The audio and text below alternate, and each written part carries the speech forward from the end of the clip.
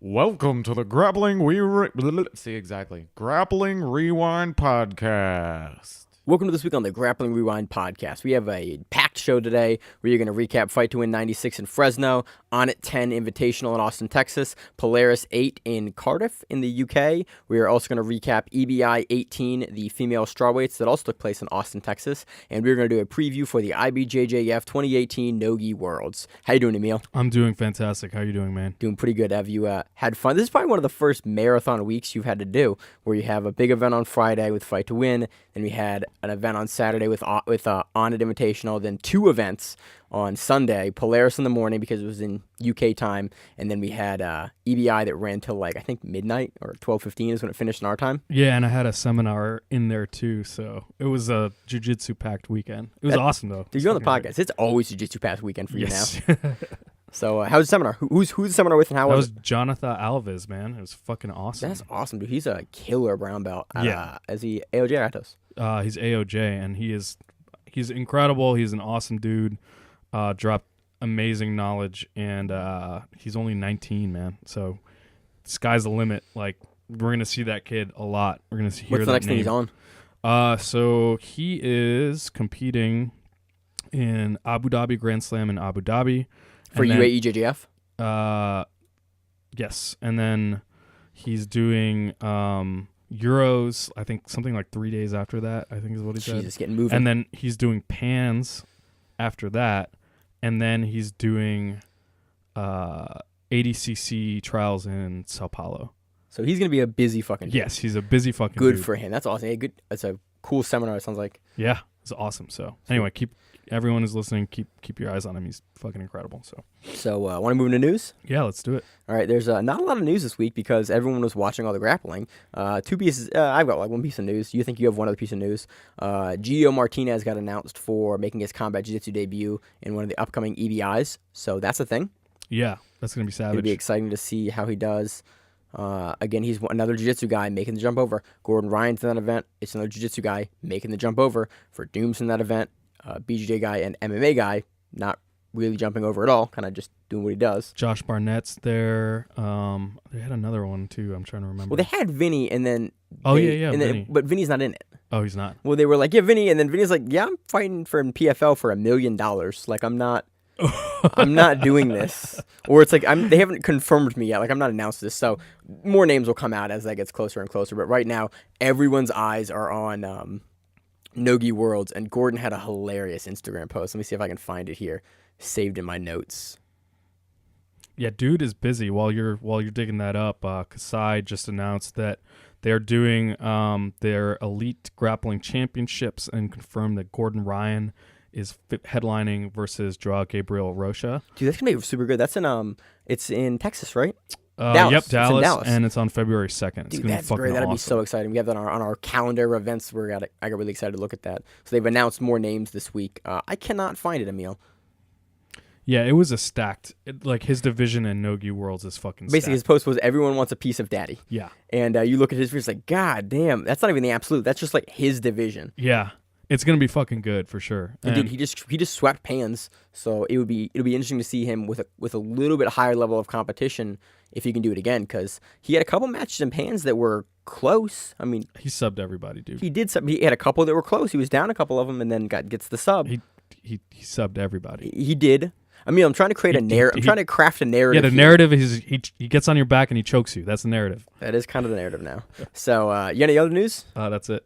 All right, so let's move into the previews. Jesus. Let's move into the recaps for this week's events.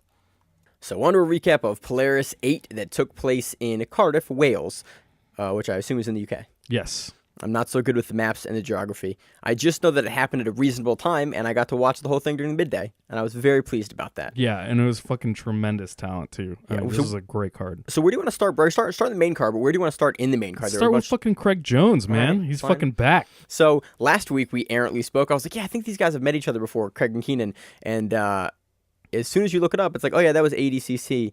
Oh, that was really recently. We should have known that. Yeah. So ADCC, Keenan beats him 13-0, and there was a lot of hype going into this match that he would do that again from Keenan himself, And then that didn't quite happen. And I also last week speculated that Keenan was going to take this, but I did too. I thought he would take it. Honestly, in a rematch, I can see him taking it. I can still see him taking it. Like, I see Keenan as the favorite in this matchup. So Craig defeats him via split decision. It was a really, really close match. I would say Craig Jones won it pretty handily, at least from my opinion. Like, he was ragdolling Keenan on the feet. Like, his snap downs in the beginning of the match were fucking, like, Keenan's head almost slammed into the mat when they were standing But to counter up. you there, the majority of this match didn't take place on the feet. The majority of this match took place with Craig trying to pass and Keenan trying to sweep. Yeah, but there was also an actual successful Uchimata that Craig Jones hit on. Yeah, he's Keenan as fucking well. good at that. Yeah, dude. His He stand-up hit that at Kasai. He hit that a couple times. Like, that's came a out really good Uchimata. really fucking aggressive on the feet, which is really exciting because it played way differently than his last matches where it was him pulling seated guard and In battling. that Z guard trying to get underneath the guy to the saddle. He was Yeah. trying to pass here, and I was very pleased to watch this match. It was a lot of fun. Craig Jones, I love the Uchimata. Yeah. So Craig Jones does a jiu-jitsu-y version of the Uchimata where he just kind of like almost rolls the guy over. Right. He doesn't lift and arc and almost create like a scramble in the air. He just like kind of leans you over. I really like this Uchimata. I have a lot of success with this, and I think it's a really, really good takedown. So it's cool to see a really high-level guy use it.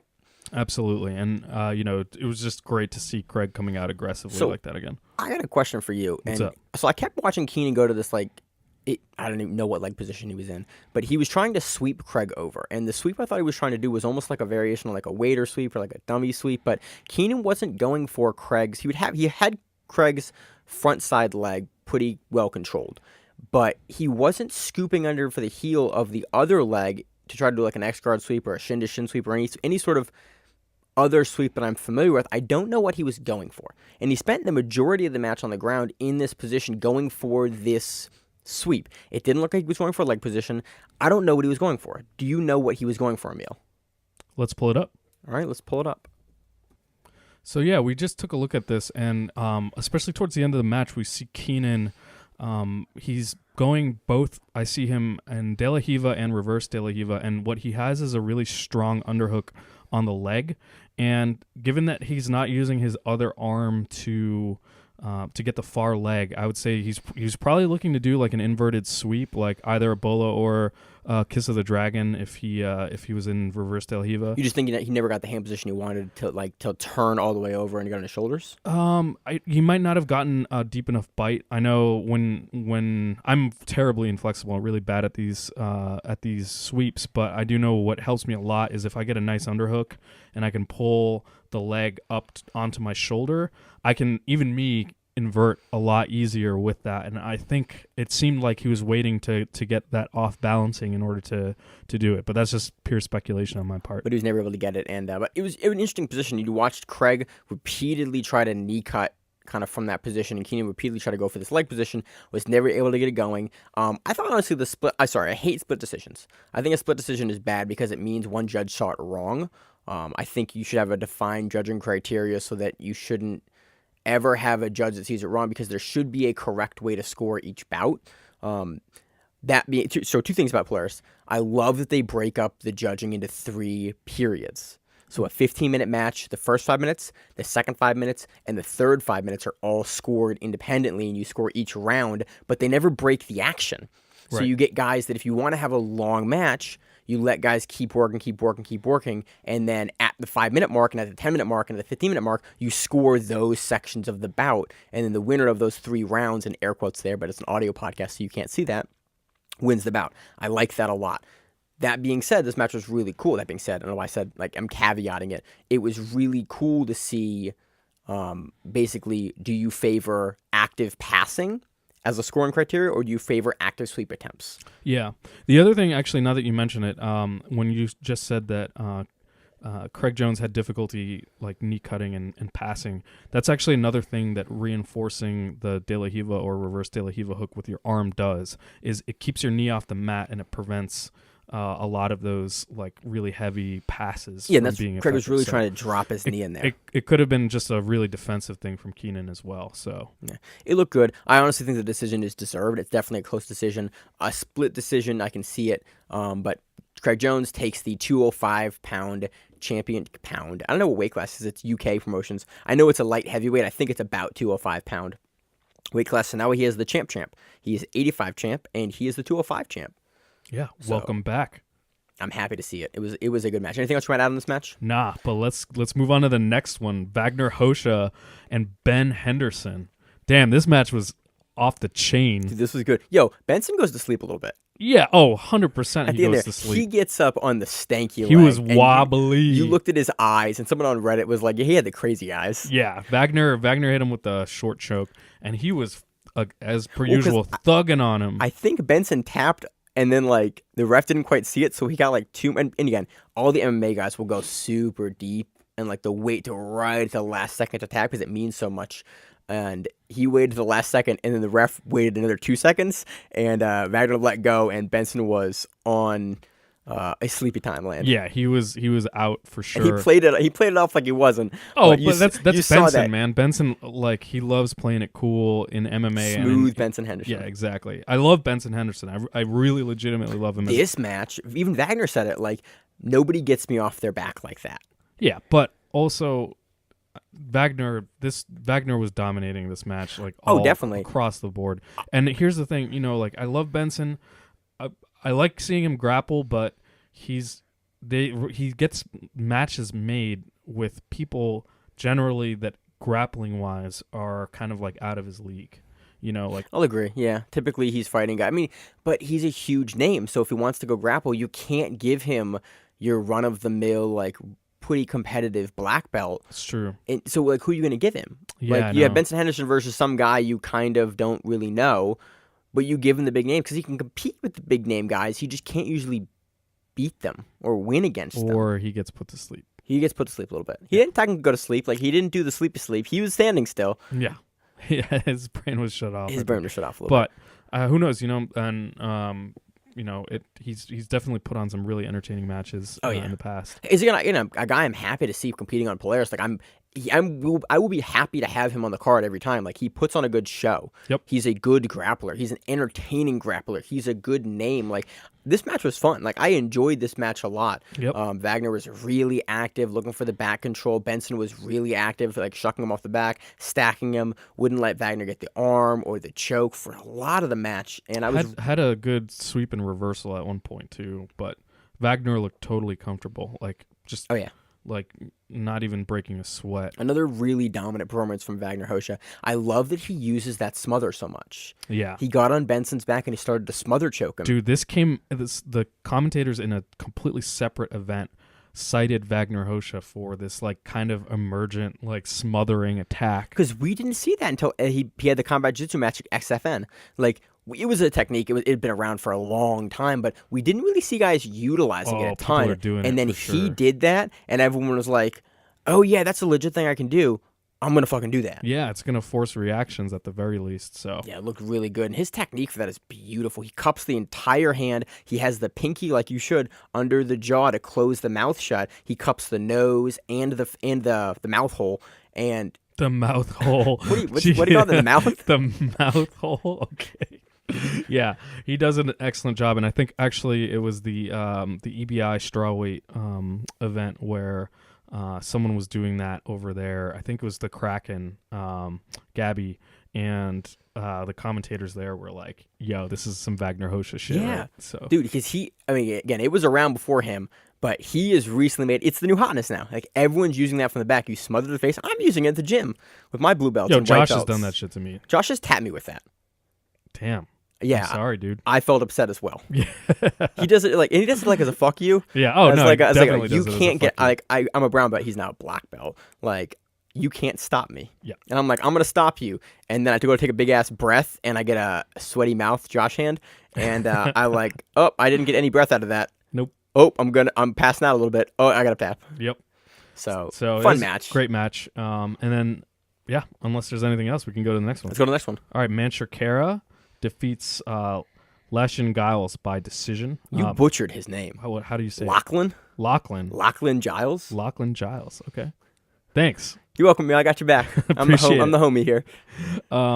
Yeah, this was Manch's like match for sure. I mean, like Munch brought it hard here. like absolutely just had really brutal top pressure from top half. Like, did a really great job at head control and making it look completely. Had really good positional control the whole time with that neon belly, and he'd do the basking of the head thing and pulling him into the neon belly to and control. The knee cut and it looked like one of those miserable matches for Lachlan. So. I'm starting to play a lot more neon because I had the knee injury, so I have to base out really far because I was worried about my knee. So I started to play a lot more neon belly. It was really cool to see him use that position and the way he controlled Lachlan, because Lachlan's a really active guy and like a scrambler, and so it was really cool to see Munch be able to control him in that way from that position for long stretches of time. Absolutely. And so it kind of brought some validation to some stuff that I'm trying to do, because it's like, okay, cool. This really high-level guy can control this other really high-level guy using these techniques, that neon belly ride with the close head control and pop up from the shoulder pressure, no shoulder pressure, and use it as an active position and not as just a stalling position. It was really cool to see. From a technical perspective, I was really pleased to watch this match. Hell yeah. So next up, we had Daniel Strauss defeating Satoshi Ishii by split decision. So Dan came out real strong in this. He had an awesome Armin guillotine. He like snaps Satoshi down to the mat, and then he does a really nice swing around to take the back. Really, like 10 seconds in, 15 seconds in? Yeah, like, it was immediately. And I was like, oh shit, this is going to be a quick pace match. Satoshi's able to get out. Satoshi looks like he like dropped some weight and looks way more cut than he did in Quintet. Absolutely. And afterwards, Daniel Strauss was like lamenting that he won by split decision, didn't get the sub, but he was like, yeah, when I was on his back, this is going to sound crazy, but Satoshi Ishii's really fucking strong. Yeah. Well, they posted the video of him in the lead up, which is just Satoshi lifting like heavy ass weights in the gym, preparing for the matchup, and you're like, God damn, like he lost a bunch of weight. He looks jacked. He looks like the dude that won in the Olympics. Yep. Like he looks jacked. He just had an MMA fight, like I want to say like a couple days before. Yeah. So he looks really dominant. So Satoshi gets out and he just starts pressure passing. Dan is able to definitely get back to butterfly guard, and it's really this for 8 minutes, And yeah, it was definitely a slower match. Yeah. Well, at places. The fight ended pretty much with Satoshi kneeing Dan in the nuts for a second. There's like a brief break. They had 10 seconds left, and then knees in the nuts, and then Dan's like, oh, and you're like, if we're really going to have injury stoppage time on this 10 seconds, like, come on, Dan, you got this. I believe in you. Get back on the mat. But in terms of like full-blown offense, it's Daniel's back take, I think, was the deciding factor. He's on the back for like 4 or 5 minutes of the match. Like, he was on the back I don't think it was that much. I think it was just a couple minutes. I think my notes are wrong then, because my notes say Strauss has the back for like 4/5 minutes. I think it was under 2 minutes, yeah. All right, my bad then. So, but, he was clearly on the back. It wasn't like a scramble or anything, so definitely did a good job. But, yeah, that was the big guys. Let's talk about the small guys. Let's talk about the match that I enjoyed more than any other match in this card. Nicky Ryan defeating Masakazu Imanari via submission rear naked choke. I almost said split decision if I read it wrong. Via the submission rear naked choke. I enjoyed the shit out of this match, personally. I know you did not enjoy it as much. I did like it. Yeah, it was Nicky Ryan is really fucking good. Yeah, he's fucking amazing. And he's clearly demonstrating with each competition that goes by that he is just cracking into the higher and higher levels of competition. Like, we haven't seen his ceiling yet. No.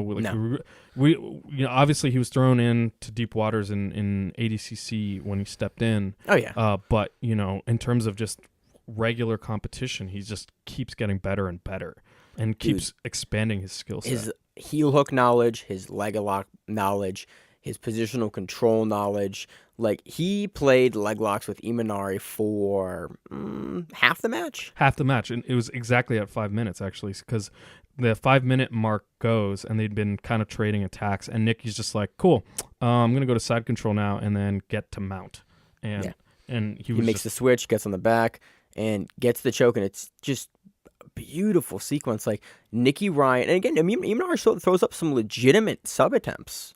Yeah, a couple times. And actually, like, it wasn't from the mount that Nicky takes the back. Like, Imanari is actually able to bridge and get out, and he gets into a leg entanglement and Ashigarami, but Nicky just like is able to fold his leg and step around and take the back, and that's when he body locks and just face cranks the shit out of him. It's a beautiful back take sequence, and it shows just how good Nicky Ryan is, because it's not a position that you see a lot of guys take the back in that way. He just like sits on him. Yep. And then he like is able to roll his hips. He does a thing that Mazakami Imanari tries to roll, and Nikki is able to do the thing that not many guys can do, is actually he beats him on the roll from the back and actually rolls underneath him. So in the place where most guys will actually roll off of the back, Nikki is able to beat him in that place and roll. It's a really impressive thing. You do not see a lot of guys that are actually able to make this transition to the back that way, because Imanari is doing the correct thing, and he hasn't beat positionally with this particular escape, and Nikki's able to get there anyway.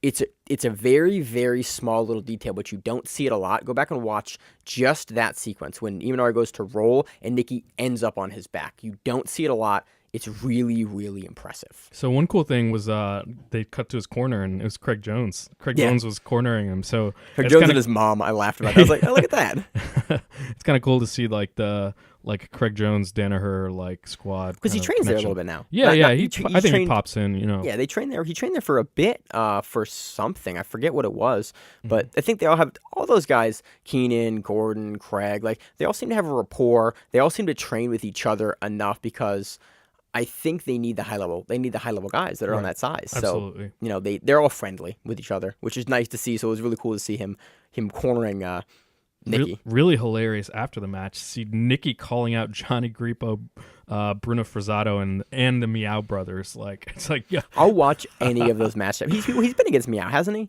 One of the Meows. I thought he positionally kind of just like turned it up on him, and then when it was points, he like pointed him out. But this was like 1 or 2 years ago. I don't know. When you're fighting a 15-year-old Nicky Ryan. Yeah, I don't know. I could be talking my ass here. I think Meow. I would have been Meow. surprised. Like, I think positionally just kind of beats him up. Maybe at ADCC or something. I don't remember what it was. We can look it up, but I'm not going to. Yep. But you thought like, okay, he's probably not going to get the Meow matchup. He's probably not going to get Johnny Grippo, or maybe he will. But I would. From Johnny's side and from either of the Meow side, I just wonder why you would take that match. Because it's a hard matchup. It's a hard match. It seems high risk, and I don't know exactly what you get. It's one of those like high risk, lower rewards type things at the moment. Look, you either fight him now or you fight him in 2 years. Right. That's true. That's my thought. It's like the boxing adage. It's like, okay, do you want to fight the young killer that's got some problems? You can maybe exploit, or do you want to fight the young killer when he's now a young killer and is going into his prime? Yeah. Like, I think he's 17. He's got a whole hell of a lot more he's going to get better at. Yeah, it's true. But I think for right now, the Bruno Frazzato match is what makes the most sense to me. I think that's a really good matchup. I think I think we could see that on Kasai. I think both those guys have been on Kasai. I think that's a matchup I think Kasai would maybe make, and I'm really excited to see it if they do. Yeah, we'll see. And then last match of the main card, we have Santeri Lilius defeating Pedro Besa by decision. This was a gi match. Yeah. I think this is the only gi match on the main card. So it was, again, I like to see the guys getting showcased on these primarily no-gi events. Again, most of the bigger events are no-gi based, but I do like to see the gi guys getting some love on the main card. I did like seeing the ref was active here. There was a reset from 50-50 where the ref was just basically like, all right, I'm going to stun you guys up. Like, I'm bored. Yep. Do jiu-jitsu. So Pedro goes for a nice blast double, and Santeri pulls him again into 50-50 again. And at this point, the crowd was booing a little bit. So I guess different expectations for Polaris, It was a little slow. I mean, I think at this match, there was 7 or 8 minutes of 50-50. It was a lot of 50-50. Really technical work and high-level jiu-jitsu, but it was, from a spectator perspective, it was a little slower, and it was definitely a grindy 50-50 match. This is why guys kind of get a little about 50-50 at high level, because it gets a little grindy like this, because it's a very hard position to disengage from unless you're a dude like Vagner, Rocha, and Taquinho. Exactly. So onto the preliminary card, unless you got anything else to add on the main card here, man. Nope.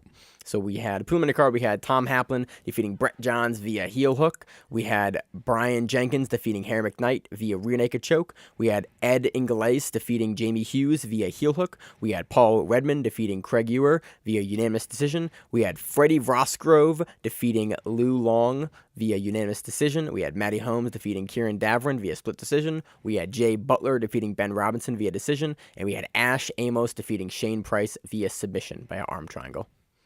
Awesome.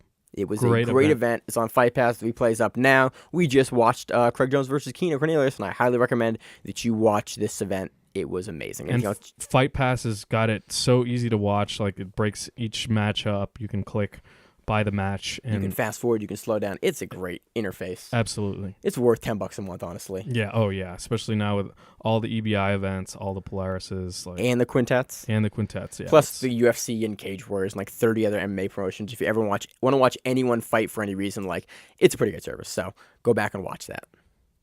Oh, before I forget, a quick shout out to the commentators for Polaris. Really great commentary staff. Tom Barlow and Nicholas Oschak and James Palmer. I can't completely butcher all those names. Great commentary for that. I really appreciated it. So on to our recap of EBI 18, the female strawweights. This is a EBI rules tournament, not combat jiu-jitsu, which I'm very happy about. Yeah. Yeah. This was traditional EBI rules, 16-woman tournament. Yeah. It was great layout, great format, great competitors, Great commentary. great commentary. Yeah, really like the TJ Sanders is getting better and better. And they had Brandon McCaffrey, I think is how you say his name, one of the guys from 10th Planet Decatur in Alabama. Really liked his commentary. Both these guys together did a really, really great job. EBI has historically gotten some shit for commentary, but this is one of the best EBI commentaries I've ever heard. Really knowledgeable, really funny, knew the positions, explained the positions when they were in 10th Planet stuff. Yep. I really appreciated it. It was great. And up to $20,000 on the line, so you get I think $5,000 per submission. Yep. And then if you get all the subs as you go through your bracket, and then you win in the finals, you get the money. Yeah. So whoever wins the finals wins $5,000 for each submission that they have. So In regulation. correct. Yeah, it doesn't In count, regulation. doesn't Yep. count in overtime. So That's right. there's a potential of $20,000 that they can win for this, which is a pretty damn good payout. Hell yeah. So let's move into the first round. We had Patty Fontes defeating. Give me the name, Emil. Chisaki Akiyama by rear naked choke and face crush. We had Jessica Khan submitting Analidia Calzada by armbar. This is a beautiful transition from back. Yeah, So she had the back, and then she was able to just swing out to the armbar. Really quick It was tap. a really quick transition here. Oh, yeah. We had Gabby Romero, the Kraken, submitting Megan Parduccio by armbar in overtime from the spiderweb. I want to pause for a second. Gabby's knee was like turned the wrong direction at one point in a pass or in like some sort of take. Dude, it made me uncomfortable the whole time. I was watching her knee like, oh, it shouldn't bend that way. It shouldn't do that. And the commentator was talking about like, yeah, women can just bend their knees in different kind of ways. And like, I was this would about have to say- exploded my knee. Yeah, the physicality of women is completely different. So it really the jiu-jitsu that you see is way different and like super entertaining to watch. And Gabby gets the armbar here in overtime in 8 seconds. And then Perduccio can't get the sub quick enough. So you have Chelsea Aguayo submitting Rita Line Gribben by armbar in overtime. We have Mesa Bastos submitting Fabiana George by rear naked choke in overtime. Yeah, she has. Bastos has George in a triangle for a really long time, but isn't able to get the choke. And commentary's doing. I think it does a really good. I think this is where I knew the commentary's going to be good for the event, because they do a really good job explaining the position the entire time. They don't say stupid shit. They're just talking about the position and why it's not working, or how it can be adjusted. Like really, really good jiu-jitsu commentary. And from here on out, I was like, okay, these guys are doing a really good job. I really appreciate the insight that they're giving in this position. It's like a basic triangle and like why it's not being finished and what the options she has from here are. We have Fiona Watson defeating Nina Navid by fastest escape in overtime. We have Daniel Kennelly submitting Leela Smadia by armbar in overtime from the spiderweb. This is actually the match where Danielle has the back at one point and starts like almost like raking the face and uses smothering attacks from the back in overtime. And this is when the commentators were like, oh yeah, this is Vagner Rocha style of like back attacking and how much it's changed.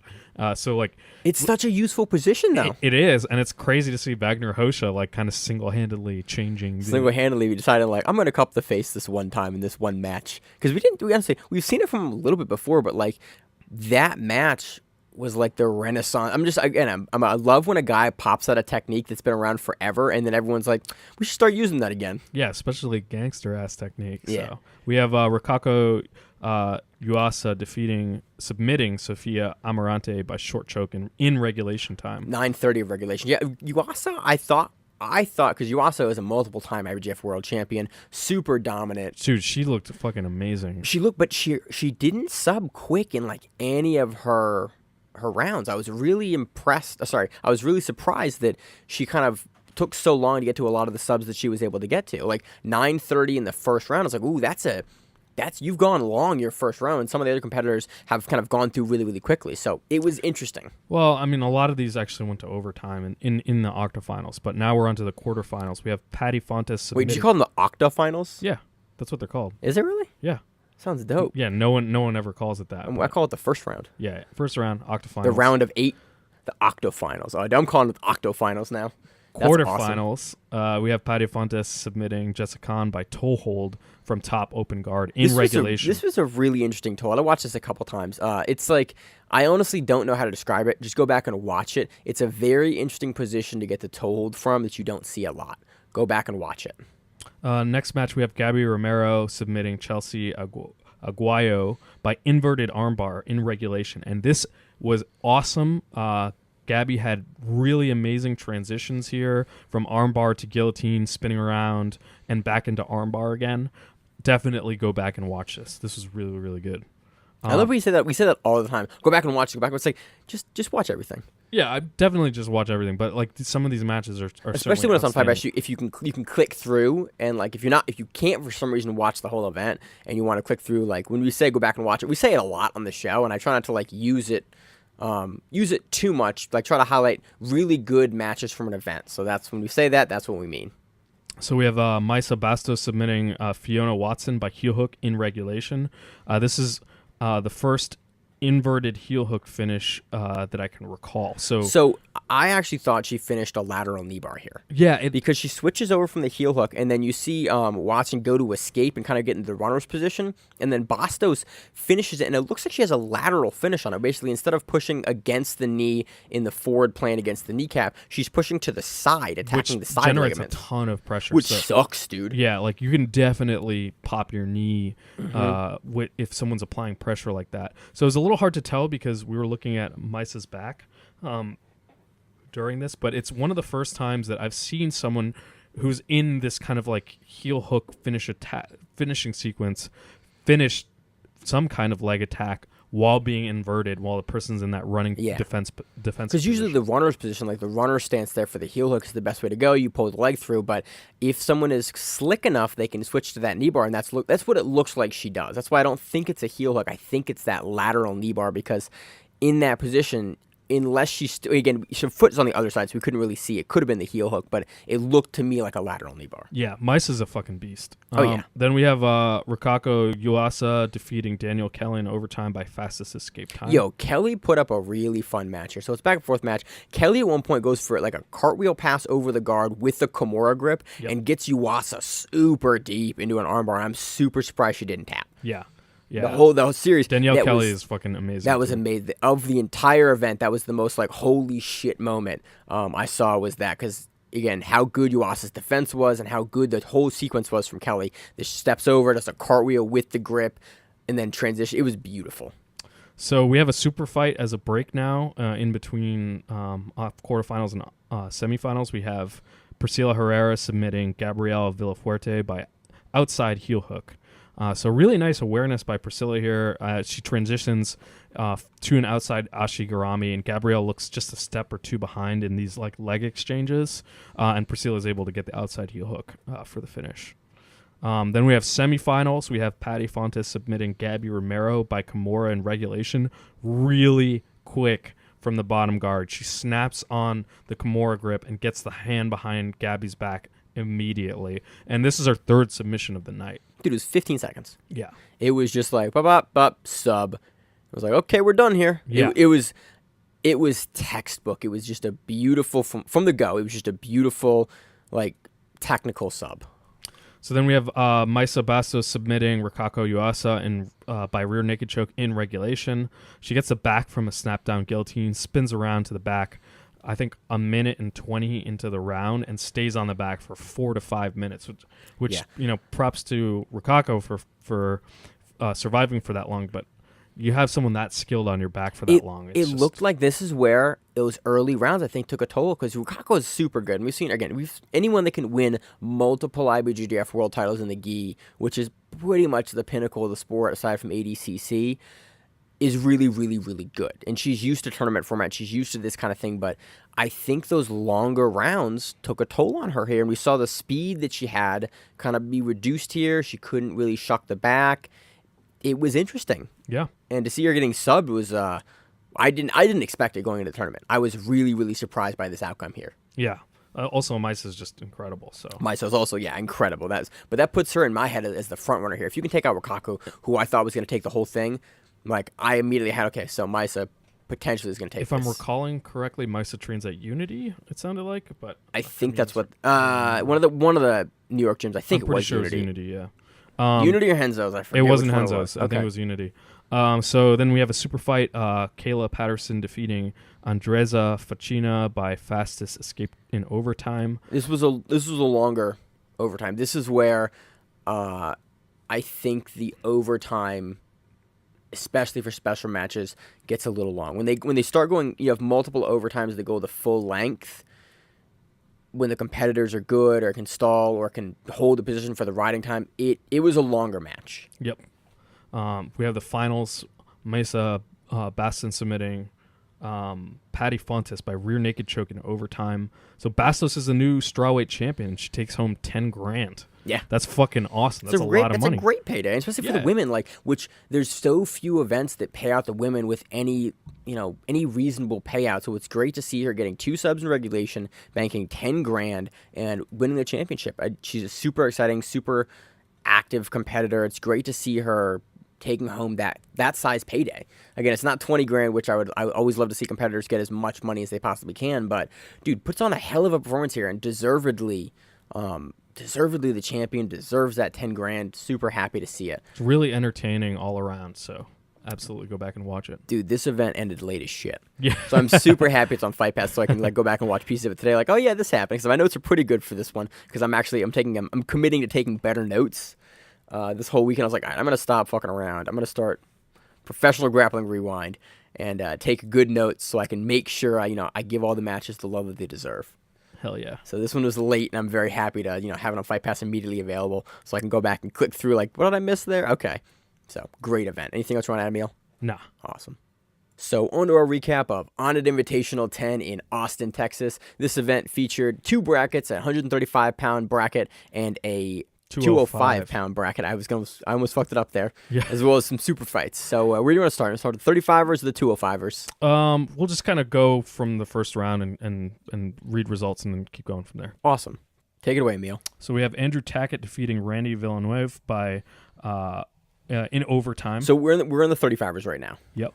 And it's going to go back and forth a little bit because that's just how they laid out the event. We ran both brackets simultaneously, so it's nice. I like that format because it gives the guys the rest, and you get to see smaller guys and bigger guys too. So yeah, you saw 2 different kinds of jiu-jitsu. Exactly. So Ray submitting Nate Torres by rear naked choke in under a minute. Super fast sub there. Hell yeah. Vinny Sain submitting Jimmy Santiago by heel hook at like a minute 45 in. And this is after kind of like back and forth toe hold exchanges and rolling around a lot.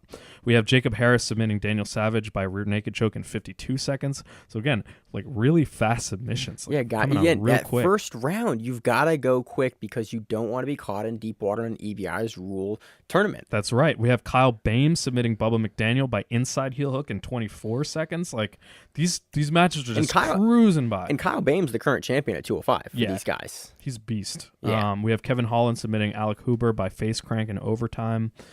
There was a Gogo Plata attempt at this point. And actually, this is important because Kevin stands and they reset. And you and I were talking about this. We were actually Skyping each other. We were watching it live. We were like, oh, yeah, let's watch it on live. And I was at my house, and Emil was at his house, so we talked on Skype.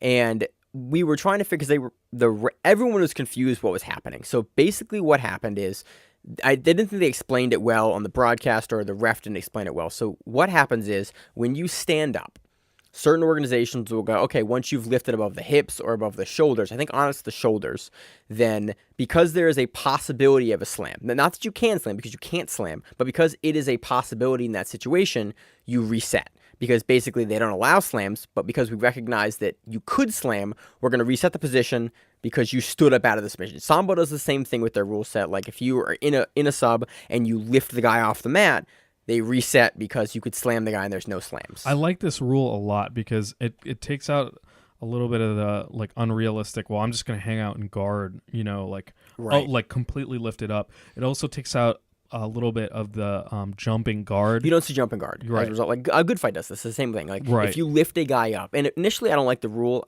when I first started competing with it, but thinking about it, the farther I get into jiu-jitsu, the more I appreciate this rule. Like I like this rule a lot. Like if you lift the guy up, like I can't slam you because we're doing jiu-jitsu. So I get the position. We reset. I lift up out of whatever you're in. If I'm in a guard, if I'm in a submission, doesn't matter. I lifted you out.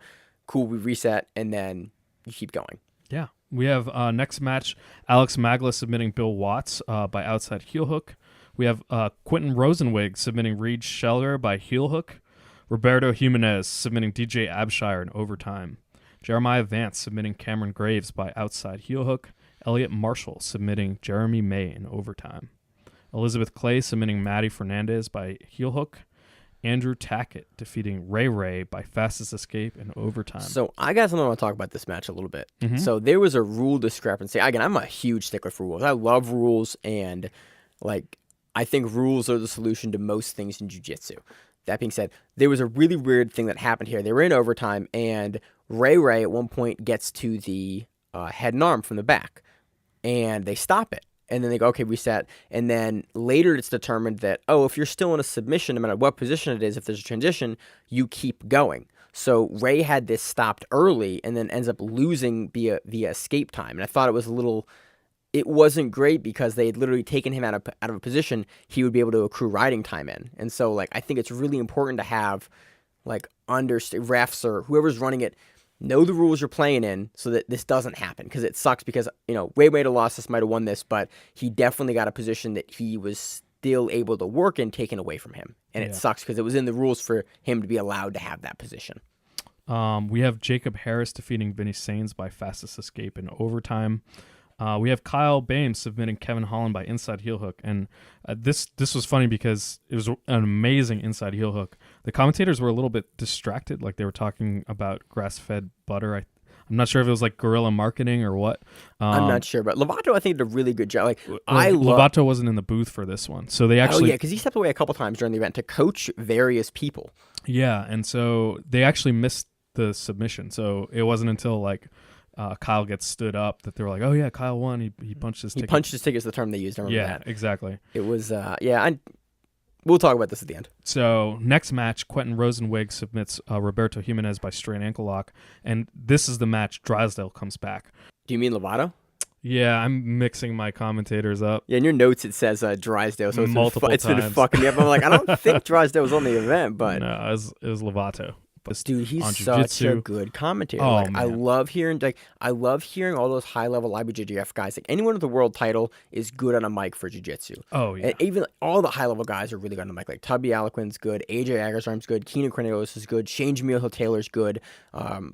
Like a Lovato is really good, Drysdale's really good. Operating on a completely different level. They have an understanding of jiu-jitsu that is far more than I will ever get, and they've competed at a level higher than I will ever get to. And then even the guys that they're commentating have ever competed at. So it's really cool to hear their insights and hear them talk about jiu-jitsu. So, like, I love hearing Lovato on commentary. It's cool to hear those high-level guys talk intelligent about jiu-jitsu because 99% of the times they're fucking great commentators. Yeah, absolutely. So this match was amazing. Quentin gets a beautiful sweep from outside Senkaku, almost like a 50-50 style, and he gets to a saddle position, and then he switches immediately to the far leg. It was awesome. Yeah, the transition was great smooth. here. So he goes from one leg to the far side leg, and then he gets an inside kind of ashigarami or cloverleaf, whatever you want to call it, and this is where Lovato kind of brings the focus back into the match here and does a really good job saying,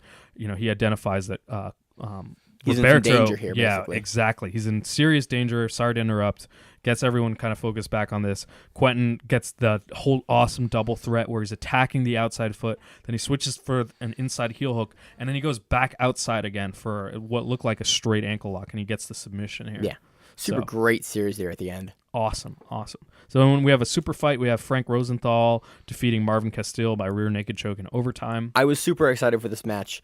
It was much more disengagey than I anticipated it being. Yeah, there's a lot of double-seated guard, Yeah. leg attacks, a little bit back and forth. You know. So it's funny, we haven't seen double-seated guard in a bit here, and we saw it a bunch at EBI, and we saw it a little bit at this event. I think it's funny that for some reason, for certain EBI-style tournaments, we see double-seated guard, where nobody wants to be on the top, as opposed to no one wants to be in the bottom. It's really funny because you don't see that in very many other styles of tournaments, but you see it at EBI-style tournaments and Onnit. Yeah. And EBI, and it was just funny to see a couple of that this weekend. The women, there was a few matches in EBI for the women where there was like multiple minutes of double-seated guard. So when we have another super fight, we have Adam Piccolotti submitting Danny Castillo in overtime. Dude, like a dumbass last week, I thought it was Pico. I don't know why I thought it was Adrian Pico. Like I saw a bald, muscular guy, and I was like, that's Pico. And then it's not at all. It was Adam. So completely missed that on last week's episode. Then we have Jacob Harris defeating Andrew Tackett by fastest escape in overtime. This is an awesome match. Tackett's a beast. He's got incredibly heavy top pressure. He's like 17. Yeah, I know. He's so fucking He's young. literally a kid. He's like Nicky Ryan's age. And Yeah. it's like we're seeing these guys now that are like the young guys in jiu-jitsu where it's like, dude, I'm so happy to age into masters away from these murderers. Yeah, absolutely. So again, Jacob wins by fastest escape in overtime. And then the next match in the 205s, we got Quentin Rosenwig submitting. Wait, you skipped over. Jacob Harris is now the champion. Yes, yeah, he's At 135. This He is the wins. finals of That was the 135. finals. Yep, absolutely. And it was Andrew Tackett is, again, I can't say this enough, like just looked really, really good. And it was really close. Like I think they were seconds away in terms of time and an escape for overtime, and so it was really close. But Jacob ends up edging this one out to take the 135 title. Then for the 205ers in the finals, we have Quentin Rosenwig submitting Kyle Bain by straight ankle lock or a toe hold. It was a little hard to see. Yeah, my angle wasn't that great. I couldn't tell either. Really quick submission. Kyle Bain was screaming tap tap tap tap tap, and so it was amazing. It was really fast too, and Yeah. Kyle's a beast. So like Quentin is just on a different level if he's just going through this tournament and Oh yeah, submitting he looked good, everybody. dude. Kyle was the previous champion at 205. Like Yeah. when you beat your champion like that, it is pretty telling that you're a really, really good guy. And so again, exciting matches And- all through and through. And it's a great way to punctuate the 205 bracket, right? Like you Yeah. just see an awesome submission, like really great match. Because Like, some people give the big guy shit for having like lesser jujitsu, Emil. I wonder who that would be. And it's really we great to see. agreed that 205 is not big man jiu-jitsu. We did last agree. week. She said anything under 220 is not big guy jiu-jitsu. They're athletic dudes. That's right. But overall, especially with the 135ers, started thinking about the rule set a little bit, and the EBI overtime is, I think people are really gaming it a lot now. Like it. We saw a couple matches in this tournament. Well, and particularly like Jacob Harris, this finals match and the semifinals match. I feel like during regulation he was getting he was on the receiving end of a lot of pressure. Yeah. And in both cases he won by escape time and overtime, which is like a little unsatisfying. Well, I'm not, and that gets kind of back to my initial question. I think we had this a couple months ago. We talked about this. Like, is EBI rules? Do we think it showcases the best jiu-jitsu? And you get a winner, and you get a guy that in the rule set wins. And he's able to do either the escape in overtime or the sub in overtime or the control in overtime, whatever it is. But in the jiu-jitsu piece where you're not given a position to start with, like in the jiu-jitsu piece that we all do, I don't know if it really determines who's the best guy, because you get guys that can have rougher times in that regulation match and then be given the back or be given an arm, and it's like they didn't get there during the match. They were given it at the end, and then I'm not really certain if it's telling of who has the best jiu-jitsu. Yeah, fortunately, I mean, I still think EBI rules is phenomenal. I think it's still kind of the gold standard for no-gi. And the 205ers, definitely proved that. Like they were putting on entertaining matches all the way through. I definitely don't think we see the majority of people gaming the overtime rules at all, and also gaming them can play against you, as you talked about, because if you're tired, if you've you're got exhausted, if you try to get it on ride time, cool. enjoy your first 2 matches going super long and you being tired and got to fight a guy that heel hooked 2 guys in 37 seconds. Exactly. So But that being said, like I want to see the best jiu-jitsu shine through, and I think some of the overtime matches, and this isn't just a slight against Onnit or EBI. This is like we cover EBI rules a ton, but I don't think we always see the best jiu-jitsu out of that overtime rules because you get guys that clearly lose a decision in regulation and then go to overtime after the fact. We saw it in EBI with was it Cummings and Martinez? I think that was where we first highlighted the problem, where it was like all of a sudden you give someone the back that never got the back in regulation. It's like they didn't really ever get there.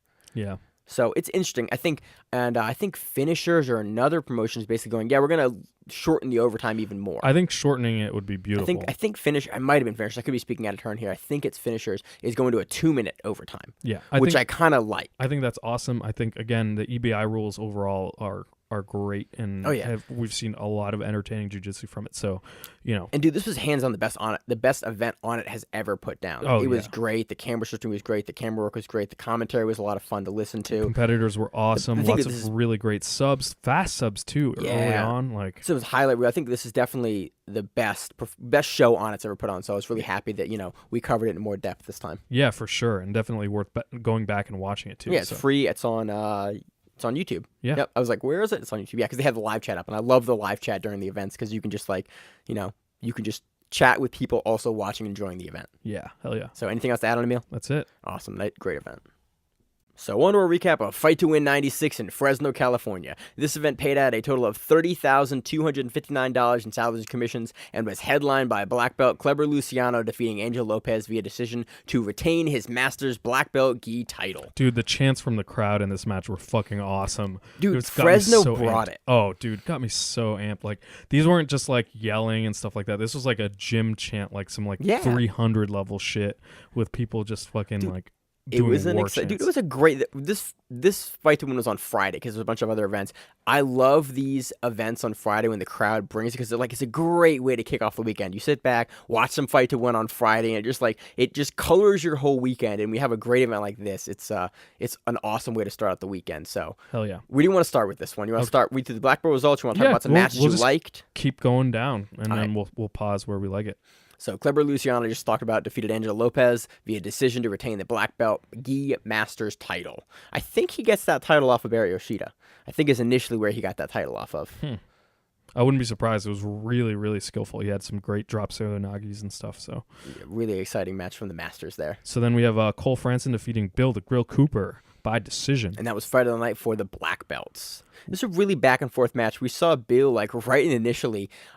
It was supposed to be a flying triangle, but it almost looked like a Mark Hunt butt stomp. Yeah. Because Cole was on the ground and Bill launched himself on top of him. So not exact. It was flying triangle, but not how we usually think of it from standing. It was a Samoan. It was a super Samoan butt stomp. What was it called? Atomic butt drop. Atomic butt drop. That's what it was. So we have Eduardo Crema defeating Michael Martinez by decision. Chris Coldiron defeating Mark De La Cruz by decision. We have Tom Knox defeating Alan Marcus by Bravo choke. And that was submission of the night for the black belts. That was a cool submission because it was from top half and he gets the Bravo choke and then gets... I watched this over... Again, a Bravo choke is not a choke I do a ton of.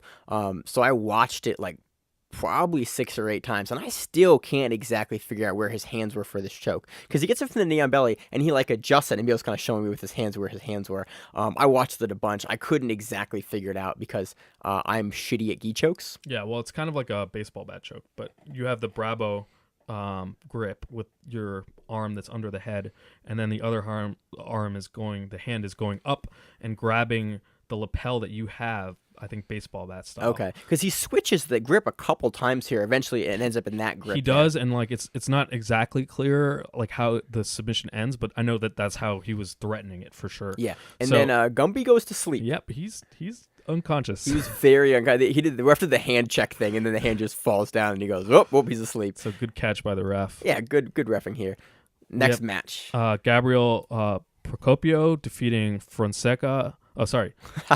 Gabriel Procopio de Fonseca defeating Dom Hopkins by decision. We have Noah Arnold Tillis defeating Dennis Abrego by decision. Ricardo Guimaraes defeating Bruce Tafoya by choke. Chris Tengonen defeating Kyung Yoon by omoplata. Dude, this is a really cool ass omoplata. It was fucking beautiful because Chris is transitioning. So he has this.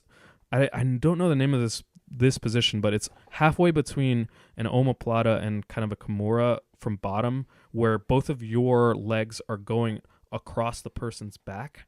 Yeah, I don't know what you call that position. Like it's a power kimura position is what I say. What I've heard it as. It's the super kimura, but like on bottom, kind of. But it's like the same position. It's like it's honestly way less controlling than I would like it to be. Well, it depends. Well, it depends on the guy. I know the AOJ guys actually like this. Like my professor actually likes writing this out, and he can use it as just a control position. So it is possible. You just have to kind of balance your weight a little bit. But Chris doesn't even bother doing that. He transitions beautifully to a triangle and then back into an omoplata again. Yeah. So it was awesome sequence. Well, the finishing sequence of the omoplata was even cool because he has the omoplata and then Yoon goes to like roll, and Chris is able to switch and like get the tap during the roll. Well, he beats him to the roll, yeah. Yeah, basically, and then like he lets go, and then the commentators are like, "Did he get him? Did he not get him?" And then Yoon like shakes Chris's hand. And you go, "Okay, he got him." And he was him. kind of like holding his shoulder. It looked like it was pretty tight. It was a really cool sequence on that choke, though. Oh hell yeah! So on to the brown belt results. We have Mason Fowler defeating Luke Pollard by decision. And that was fight of the night for the brown belts. This fight was awesome. This was really, really cool. It was a no-gi fight. Two pretty big dudes. 220, I think. Yeah, I think 220, 225. Look at big guys. Yeah, having they were good big jiu-jitsu, dudes. Emil. Yeah, man, it was awesome. Like we saw Mason Fowler. He attempted goga platas. He did like inverted armbar attempts here. There was, I forget, I don't know which guy it was, but somebody had someone in an armbar. Yeah, Mason Fowler has him has Luke Pollard in an inverted armbar, and Luke just picks him up and just slams him. But he picked him up like 6 inches. He just goes, and just kind of like, I call it thumping someone out of the armbar. He just lifts him up and goes thump, and like just gets him out of the armbar and just takes the position. It was really good.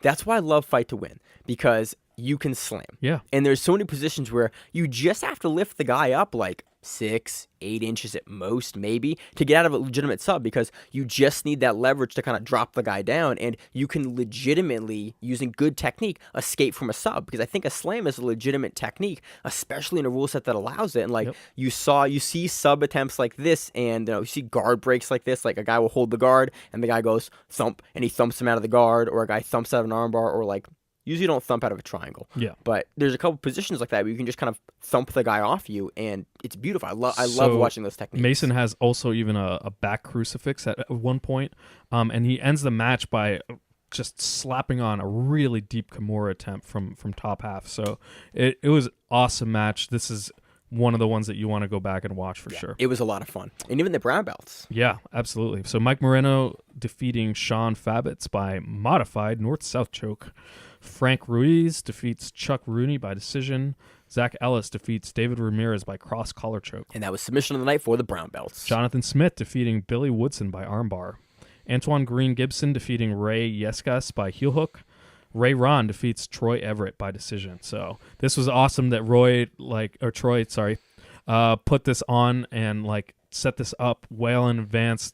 He's not just doing a last minute, like throwing his gi on while he's in the middle of something, and this was a, like, Ray was bringing it on the feet. Both of them were battling out on the feet a lot here. At one point, Ray just bench presses Troy off, and like in a kind of like almost like a Kimura sweep, kind of just like a bench press sweep over from side control. And Troy said, "Yeah, Ray is very, very strong," and that was evident. Look at the weigh-in photos, and I think Troy was in the pizza suit for this one, just looking absurd and ridiculous, and it was great. And Ray is just jacked as shit, and Troy's looking all happy, and Ray has like an axe. And again, this is why we like. Part of why we love fight to win is like they just have fun with it. Like all the guys, Troy, Seth, Brittany, like Missy, they all just have fun with the events, and that really translates over to the event itself, the competitors. Like everyone's lighthearted, having a good time. Like you and I have been to, I've been to a bunch of fight to wins. You've been to just the one in Philly, right? Yeah. And it's just a great environment. It's just a fun event to go to. Everyone's having a good time,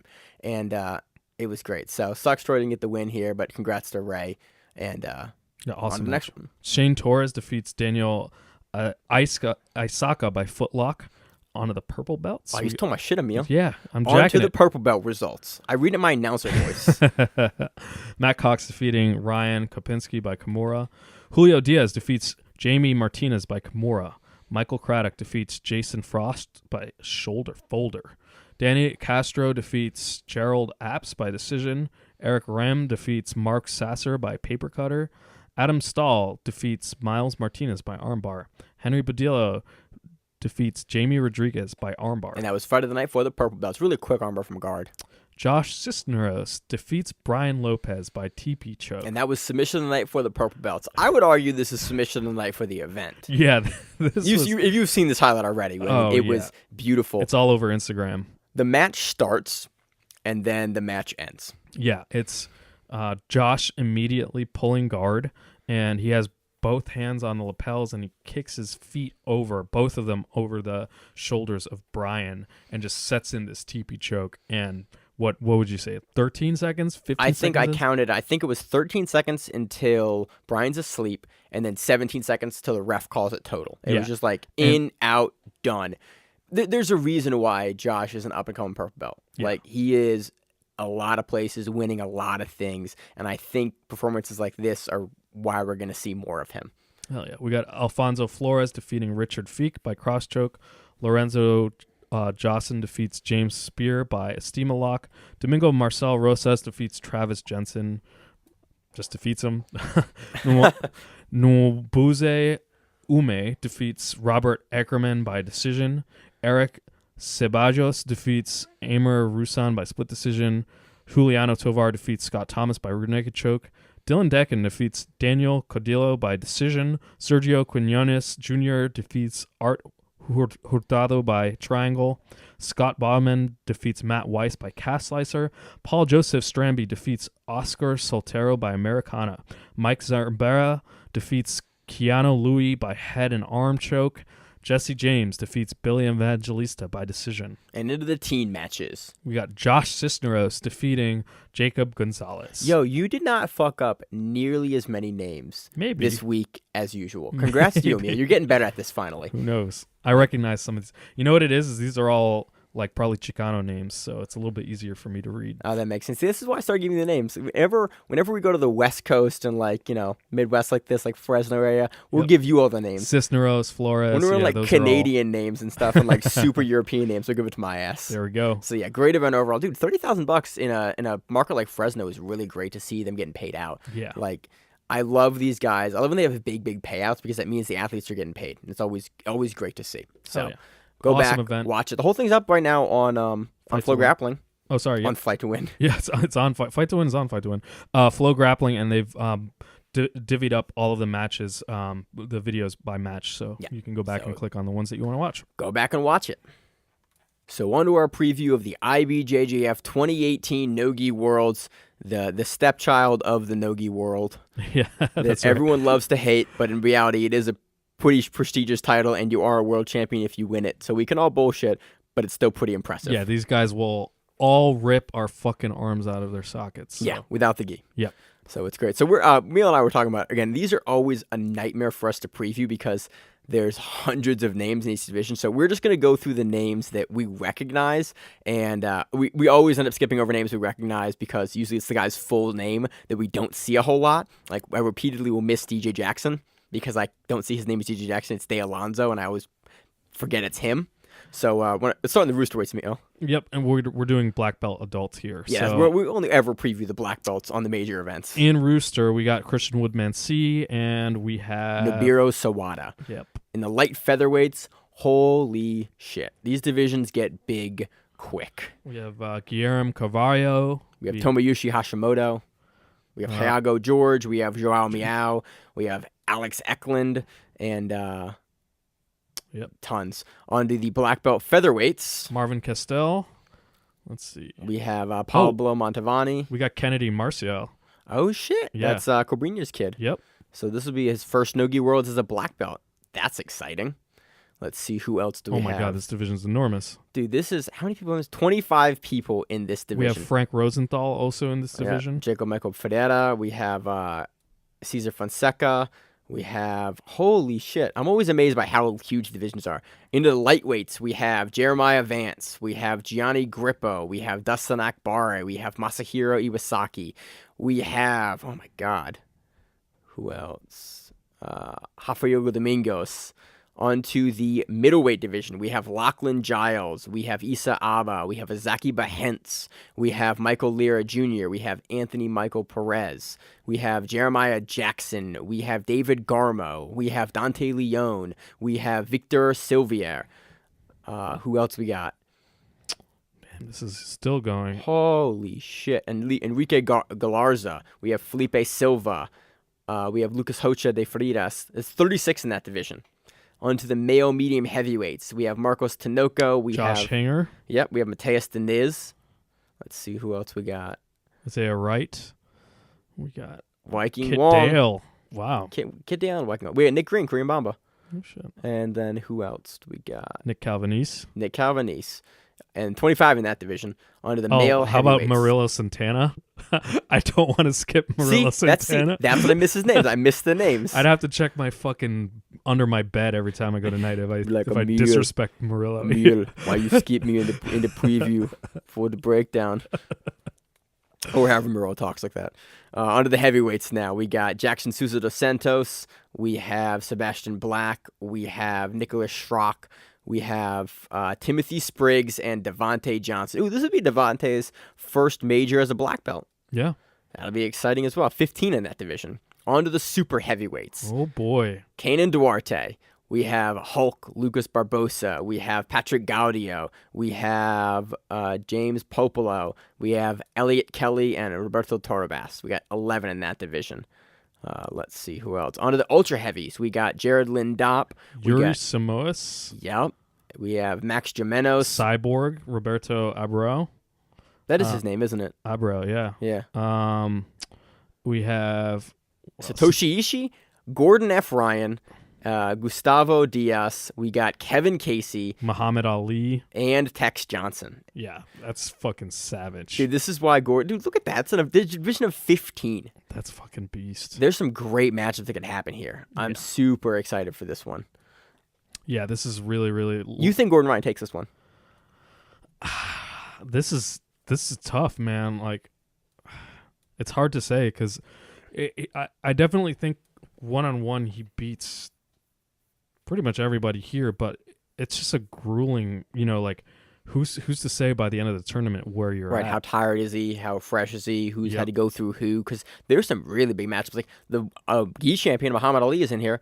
Aaron Johnson, who just won the trials. Cyborg is probably going to want to rip his head off. Cyborg, well, dude, he's met a bunch of these guys before. He's met Muhammad Ali. He has, but like also the shit talking, is like, oh yeah, dude, I hope they bracket them together. Yeah. I hope it's like the second round at least. Because like even Satoshi Ishii, I don't think Satoshi Ishii necessarily could beat Gordon Ryan, but like he's no slouch. He can fucking throw him around a lot. Yeah, he can make him tired. Yeah, exactly. And then this is probably broken up into 2 days for the black belts. So on Saturday, you have a bunch of matches. Then Sunday you have your finals and semi. I think, is it just the finals? It's usually the semis and the finals of the final day. Yeah, I think Yuri Samoas could probably take him on. Dude, there's a bunch of guys in this. There's like there's 3 or 4 guys here that are ADCC like finalists. Yep. Like this is not a bullshit division. There's no heel hooks, but this is a stacked division. So on to the black belt females for light feather division of 7. We have Livia Guchowska. We have Fiona Watson. We have Sophia Amarante. And we saw the woman who just took the Maisa Bastos. EBI 18 featherweights, strawweights, Maisa Bastos. So it's saying that she's here under GF team, so she's not Unity. I think she is when she's yes. I think she was okay. GF team. I'm talking to my ass here. I forget. The commentators said a lot of things. It was a big weekend for jiu-jitsu. Onto the featherweights, we got Heather Rafferty, we got Fion Efren Davis, we have Amanda Montenegro, and we have Jessica Dos Santos. A division. Amanda Nogueira. Yeah. What'd I say? I think you gave her. Oh, my bad. Yeah. Yep, division of 5. Onto the female lightweights, we have Temi Musamechi, we got Catherine Perrette. I haven't seen her in a little bit. Jenna Bishop. Yep, and Gabrielle McComb. And, Michelle Nicolini's also in this division. Division of 7. So, on to the middleweight division, Anna Vieira. Yeah. So interesting. I wonder if her injury is healed up. because Yeah, she was that's- injured after black belt CBD. Yeah. So I hope that she's not injured anymore. We also have Bia Mosquita and Sarah Kaufman. So a division of 4 there. And again, we're not reading every single name. I'm just reading the names that I can pronounce the easiest and know the most. So this is by no means, I'm not omitting anyone on purpose. It's just people that I'm less familiar with that I'm not saying. Onto the medium heavyweight division, we have Luana Alzugir, we have Claudia Doval, and 3 other women in that division. Oh, sorry, Sofia Nordano is also in that division. On the female heavyweights, we got division of 3, Maria Milesic, Natalia DeJesus, and Andreas Correa, my bad. Onto the super heavyweights, division of 3, we got Jessica Flowers, we have Nivea Morena, and we have Andrea Gonzalez. Alejandra Gonzalez. Yeah. My bad. Sweet. You Yeah, excited no, for this? Yeah, this is gonna be. Actually, I'm really excited for this. Some of these divisions are deep and stacked as well. Dude, all throughout the black belts. Like, look, I was 36 in the, was it light feather? I think, middleweight has 36 for men. And then lightweight has 22. And then 25 feather in has feather. 25. Yeah. Light feather has 13. Like, dude, these are big ass brackets, dude. I remember No-Gi Worlds was one of the first majors we covered for IBJJF. And I remember Josh and I looking at, like, how are we going to cover this? Yeah. You know how we're going to cover it? It's on Flow Grappling. Yep. So we're going to watch all of the matches. Merry Christmas to you and me. That's right. As we watch a shitload of jiu-jitsu and then try to break it all down in about an hour and a half. Yeah, it's gonna be awesome though. Yeah, I'm excited for it. So luckily, that's the only event we're really previewing. There's a couple other events happening next week. Senkaku Pro is happening Senkaku Pro 2 is happening next week, and then Koppapodi Old School Judo is happening on the 22nd of December. Then we have some Fight to Wins coming down the pipe. We got the Euros on the 15th of next month. We have Fight to Win 98 on the 19th next month. We got Rise 6. We got Kasai coming up. We got the West Coast Trials. We got Combat Jiu-Jitsu Fight Night, Ultimate Mat Warriors 4, Sapatero 19, King of the Mats 5. We got a bunch of events the next 3 months lined up. So strap in, Emil. I'm ready. We doing this. We're doing it. So look out for our top 10 show. We're going to get that ready. If you have matches that you think are in the top 10 of the year, shoot it over to us in a message on Instagram or, on the Facebook or however else you want to give it to us, and we will consider it. We appreciate that. So anything else you got, Emil? No, that's it. So how's your week looking for jiu-jitsu? Pretty good. You registered for your tournament yet? No, I haven't picked one yet. I gotta get off my ass and do that, but it's going good. Training's fun. Picked up some great stuff at the seminar. That's awesome. Really have a ton of respect. I had obviously a ton of respect for Jonathan Alves. I would hope beforehand, so. but like meeting him, seeing him interact with people, he's a really good person and also really good at jiu-jitsu, which is always great to see people who are both. Yeah, it's always great to meet guys that are like awesome at jiu-jitsu and then meet them and they're not a dick and you're like, yeah, I'm so happy that you're not an asshole. It's also great to meet them when they are a dick and you're like, this is why you're so good. Yep. So there's both spectrums there. Yeah. Dude, speaking of competition, I am on weight for Naga. Yes. I am happy. Awesome. I did not have to drop. I had to drop like 5 pounds because my ass was super fat. And now I'm sitting at a comfortable 149. Would you say that were you all the way up to chonk, or were you? Dude, I was like 154 and like a half, which I really shouldn't be at. Like You're preaching to the some choir. lazy. I'm up to 160 now, which is like unforgivable. Yeah, but you're lifting weights, Meal. I'm just doing this is jiu-jitsu before and I was teaching. lifting weights. So What are you at now? I have no idea. Probably So around 149. I'm going to weigh in for this. Then I got to go to 145 for the next 3 tournaments. So I'm excited for that. Hell yeah, man. I'm already eating carrots and shit. Nice. I'm being upset at radishes. I was wondering why you were offering me tea up here, but now it makes sense. Usually you're eating some kind of garbage like mac and cheese and or Taco something. Bell. Yeah. Eating Taco Bell under the mic. Taquitos or Taquito. Dude, I cannot wait to crush like an entire box of microwave taquitos as soon as I finish this nog, because I didn't have to cut that much weight at all. Like I'm literally down like 6 pounds of the garbage I had eaten for the last like year, because I haven't competed in like almost a year. Damn. And dude, the knee injury. I was Yeah. gonna compete all the summer, and I blew my knee out like literally the first week of training after I finished with Hopkins for coaching. And I didn't get to compete this summer. So now I'm healed. I'm all good. The shoulder's still like relatively torn, but like I'll address that later. Yeah. Well, now all of the competitors are listening in, and they're gonna go after your They shoulder. can't get like the fucking shoulder. blood sport style. You don't even know which one it is. So I'm super excited about that. Hell yeah. Anything else you got, Emil, before we that's- bullshit too long? That's it. All right. I'm Maine, I'm Emil. and we are the Grappling Rewind. We'll see you on the mats. If you like the show, please consider sharing it on Facebook with the folks at your gym. It's the best way that we grow the show, and we really appreciate it. You can reach out to us on email. We also have Instagram. We have Facebook. We have Twitter. We have Google Plus. Until that shuts down. We have a website. If you have an event you would like to have us cover, please let us know. If you have a name, like most people do, and you'd like to have us stop butchering it, Let us know. reach out to us. The show is also available on YouTube, Spotify, in addition to iTunes and every other podcast service. We very much appreciate your time, and thank you.